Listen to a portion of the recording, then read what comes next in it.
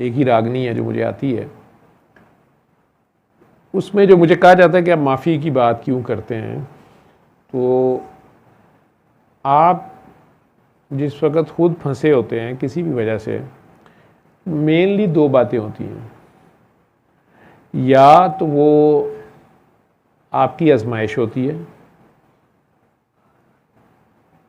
आप अल्लाह के कोई प्यारे होते हैं, आपकी अल्लाह से कोई बड़ी फ्रैंकनेस बन जाती है, आप अपनी टुनकी में कोई दुआ कर जाते हैं कि अल्लाह मियाँ ऐसे हो वैसे हो, तो उस चीज़ के लिए जो रिक्वायर्ड टेस्ट या रास्ता होता है उसमें से आपको गुजरना पड़ जाता है। आपको खुद भी नहीं पता होता कि ये मेरी अपनी मांगी हुई दुआ है और अब मैं इसमें से गुजर रहा हूँ, या कई बार पता भी होता है कि अब मेरी ये चाहत है, मेरी ये दुआ है, तो फिर मुझे अब ये करना है, इसमें से गुजरना है। तो जहाँ तो आजमाइश होती है, आपकी अपनी दुआ होती है और अल्लाह की इजाज़त से शैतान आपको आजमा रहा होता है, वहाँ आपके पास सब्र होता है, वो आपको सब्र अता करता है और आपको अल्लाह ही याद होता है।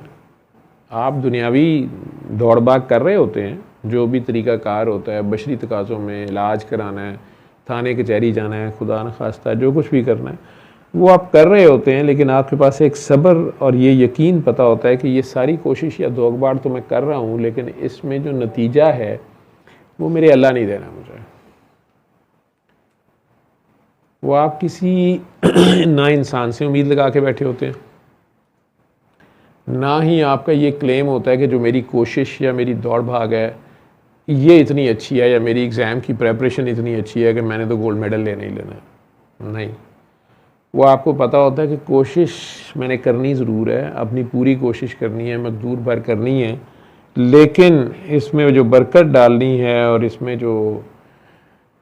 पॉजिटिव रिज़ल्ट आना है वो मेरे अल्लाह की मर्ज़ी से आना है, और उसकी जो मर्ज़ी होगी वही होके रहनी है। मैं खुद अपनी तरफ से जो मर्ज़ी करता रहूँ।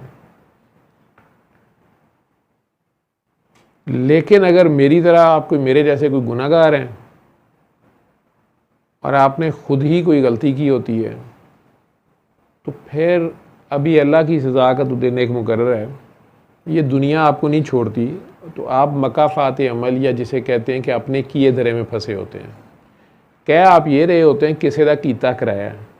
लेकिन 99% ऑफ द टाइम्स वो आपका अपना किया धरा होता है और फ़िलहाल आप उसके नताइज में होते हैं। सज़ा तो अभी बाद की बात है। आपने गलत मोड़ मुड़ा होता है और उस गलत मोड़ के मुड़ने के बाद जो आगे जो कुछ भी फिर आना होता है वो ही नताइज आपके सामने आ रहे होते हैं। आपने बेतहाशा शराब पी के जिगर उड़ाया होता है और अब आप कह रहे होते हैं कि अल्लाह एक ही कर देता ही। तो अल्लाह ने तो कुछ नहीं कर दिया, अल्लाह ने शराब में जो रखा था उस चीज़ ने नुकसान दे दिया। अल्लाह ने आपको मैसेज भी दिया था, क्योंकि अल्लाह ने हर चीज़ में खैर और शर रखा है। कुछ चीज़ों में खैर ज़्यादा है, कुछ में शर ज़्यादा है, लेकिन उसमें से कुछ चीज़ें इंसान के इस्तेमाल के लिए उसने हराम करार दे दी, चाहे वो इंसान की दस्तरस में हो, चाहे उनमें ज़ाहिरी तौर पे थोड़ा फ़ायदा भी हो, लेकिन जो उसने कह दी तो वो हुक्म है। और असल खेल हुक्म को मानना ही है। अदब जितना मर्ज़ी है आपका, प्यार